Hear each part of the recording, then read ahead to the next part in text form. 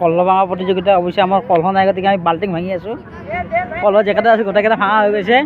এই বাল্টিং বাল্টিং ভাঙি আছোঁ। এই চাব চাব টাইম গেল দ্বিতীয় প্ৰতিযোগী আহিছে কলহ ভাঙিবৰ কাৰণে। কলহ মানে বাল্টিং আৰু নাই ঠিকে আহিছিল কিন্তু নহ'ল আৰু। চাওঁ কোনে ভাঙিব কলহ। সেনেকে নহ'ব ডাইৰেক্ট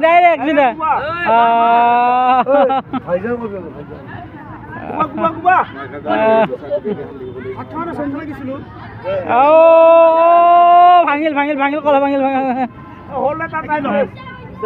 আহিছে আৰু এটা প্ৰতিযোগী। নাই নহ'ল চাওঁ এই বাবু পাৰিল নাই।